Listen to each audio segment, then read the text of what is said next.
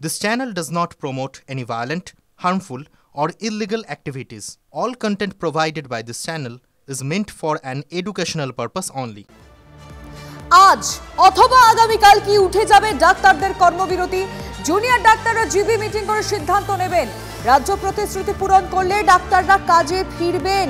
Supreme কোর্টে বললেন ডাক্তারদের আইনজীবী ইন্দিরা জয় সিং। গতকাল কালীঘাটের বৈঠক নিয়ে সন্তোষ প্রকাশ ইন্দিরা জয় সিং এর, যদিও ইন্দিরা জয় সিং এর দাবি ফাঁসিয়ে দেওয়ার আশঙ্কা করছেন জুনিয়র ডাক্তাররা। প্রিয়গোপাল বিশুইর নতুন শোরুম আপনাদের কাছেই, বেহালায় ১৪ নম্বর বাস স্ট্যান্ডের বিপরীতে। আমাদের এই নতুন শোরুমে আপনাদের সকলকে জানাই সাদর আমন্ত্রণ। জুনিয়র ডাক্তারদের সুরক্ষার যথাযথ আশ্বাস চেয়েছেন আইনজীবী ইন্দিরা জয় সিং। কিছুটা দাবি মুখ্যমন্ত্রী মেনেছেন, তিনি 4 জনের পদত্যাগ করাবেন বলে প্রতিশ্রুতি দিয়েছেন। সেটা আশা করি আজকের মধ্যে সেটা আমরা ফলপ্রসূ হতে দেখব। এবং আজকে যে সুপ্রিম কোর্টে হিয়ারিং হলো, সেই হিয়ারিংয়ের যদি ডিউটি জয়েন করে যায় জুনিয়র ডাক্তাররা, তাহলে কোনো অ্যাকশন না নেওয়ার কথা বলেছে সুপ্রিম কোর্ট। আমরা এটাকে পজিটিভলি দেখছি। প্রিয়গোপাল বিশুইর নতুন শোরুম আপনাদের কাছেই, বেহালায় ১৪ নম্বর বাস স্ট্যান্ডের বিপরীতে। আমাদের এই নতুন শোরুমে আপনাদের সকলকে জানাই সাদর আমন্ত্রণ।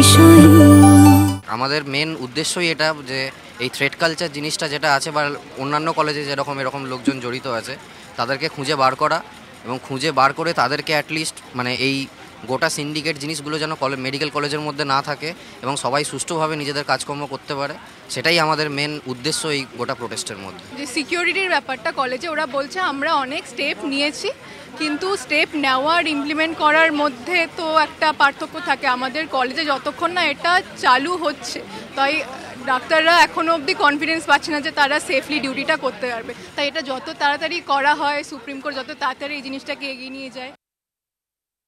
সুপ্রিম কোর্ট কোনো সময়সীমা বেঁধে দেননি, বলেছেন এটা রাজ্য সরকারের দায়িত্ব তাদের কনফিডেন্স বিল্ড করা, তাদের সুরক্ষা দেওয়া। জবে তারা দিতে পারবে তারপরে তারা সুরক্ষিত বোধ করবে, তারপরে তারা কাজে যোগ দেবে।